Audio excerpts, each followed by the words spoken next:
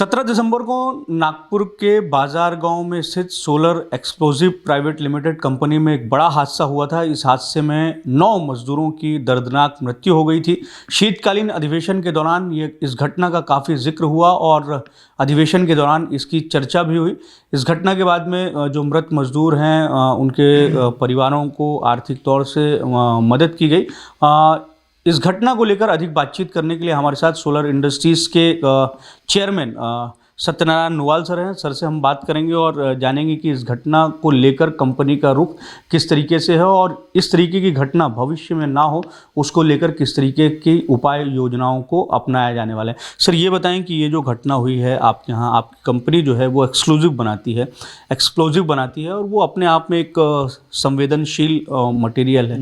ये घटना हुई, घटना बेहद दुखद है। इस पर आपकी क्या प्रतिक्रिया है और आपने अपने एनालिसिस में क्या पाया कि क्यों ये घटना हुई? देखिए, ये घटना निश्चित रूप से इतनी ये दर्दनाक घटना है कि निश्चित रूप से ये किसी भी ओनर के लिए इससे बड़ी कोई दुखदायी घटना नहीं हो सकती। लेकिन ये घटना हुई उसमें एक TNT करके होता, उसमें वो सेविंग कर रहे थे। सेविंग करते समय एक्चुअली उसमें क्या डस्ट पार्टिकल बन जाते हैं और अभी किसी में भी यदि कहीं पर सबसे बड़ा एक्सप्लोजन और सबसे ज़्यादा उसकी इंटेंसिटी जो होती है तो उसका जो डस्ट एक्सप्लोजन सबसे ज़्यादा होता है। तो सेविंग करते समय शायद उन लोगों को भी पता नहीं कि सेविंग करते समय या पहले से भी कुछ हो कि उसके डस्ट पार्टिकल्स वो कहीं ना कहीं उस समय पर्टिकुलर उस दिन सर्दी 2-3 दिन से सर्दी ज़्यादा थी तो और हो सकता है कि उन्होंने सिंथेटिक या कोई वूलन का कपड़ा पहना हो तो उसकी वजह से स्टैटिक करंट जनरेट हो जाता है। या जो ये डस्ट पार्टिकल्स है कहीं किसी जगह लग गया हो जहाँ पर करंट आ सकता हो। तो क्या कि किसी भी एक्सप्लोजन के केवल 2-3 ही कारण होते हैं कि इसका ज़्यादा से ज़्यादा फ्रैक्शन, इम्पैक्ट या स्टैटिक करंट। तो अब उसमें जहाँ पर इम्पैक्ट का सवाल है उसका तो कोई वो नहीं है, फ्रैक्शन या फिर स्टैटिक करंट या करंट तो ये उसमें हुआ है। लेकिन ये जो भी कुछ है चाहे वो किसी के भी, चाहे वो वर्कर के या कोई कामगार की वजह से हुआ, लेकिन मैं एज ए चेयरमैन मैं समझता हूँ कि इसकी सबसे बड़ी जिम्मेदारी मैनेजमेंट की, या ये समझिए कि ये सबसे ज़्यादा गलती मेरी है। क्योंकि यदि ये वूलन कपड़ा पहन के आए हैं चाहे नीचे पहना है तब भी ध्यान रखना चाहिए।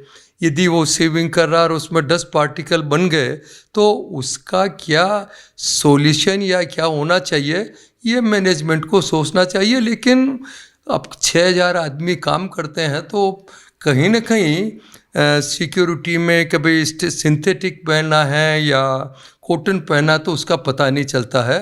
लेकिन अब ये दुर्भाग्यपूर्ण घटना जो हुई है निश्चित रूप से हमारे लिए और मैनेजमेंट के लिए ये एक बहुत बड़ा सबक है। इस तरीके की घटना अब ना हो फैक्ट्री में, इसको लेकर किस तरीके से कोई खास उपाय योजनाएं की जाने वाली हैं क्या?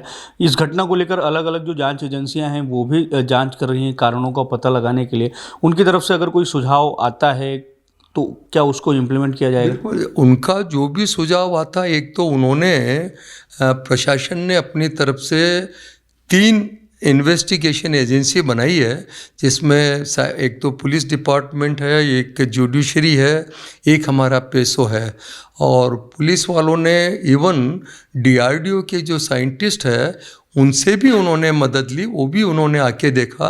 अब तीनों की जो भी रिपोर्ट तो अभी आई नहीं है, लेकिन तीनों की जो भी रिपोर्ट आई उसको हम पूरा का पूरा लागू करेंगे। और हमारी भी इंटरनल भी हमने अपनी कमेटी बनाई है कि जो भी कुछ हो सकता है कि उसमें चाहे जो भी कुछ हो, क्योंकि ये गलती छोटी हो या बड़ी हो, ज़्यादातर बड़ी गलतियों को तो आदमी समझ जाता है, पर ये इस टाइप की जो घटनाएं जो छोटी छोटी होती है उसको भी कैसे ये नहीं हो उसका हम पूरी स्टडी कर रहे हैं।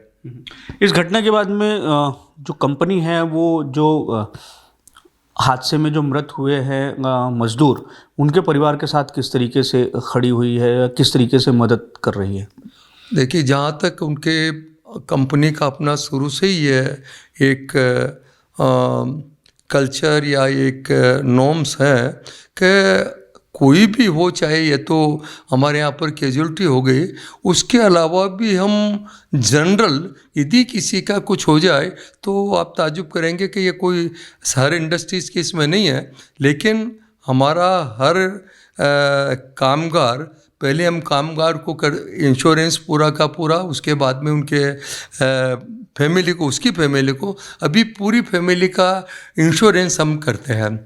तो ये इसकी जो कैजुअलिटी होने के बाद में जैसे इंसेंटिव है तो 20 लाख रुपया वो देते हैं। उसके साथ साथ में उनका इंश्योरेंस से जो क्लेम, इंश्योरेंस का जो पैसा बनता है वो भी मुझे लगता है कि करीब करीब 15 मिनिमम से 15 से 17 लाख है, वो उनको अलग मिलता है। और कंपनी की पॉलिसी है कि जिस किसी की भी कैजुअलिटी हुई है तो उसके परिवार का कोई सदस्य या जिसको भी वो बोलते हैं तो हम एक एम्प्लॉयमेंट देते हैं। और सबसे बड़ी बात है कि इसके साथ साथ में उसको लाइफ लॉन्ग उसके डिपेंडेंस को वो पेंशन मिलती है।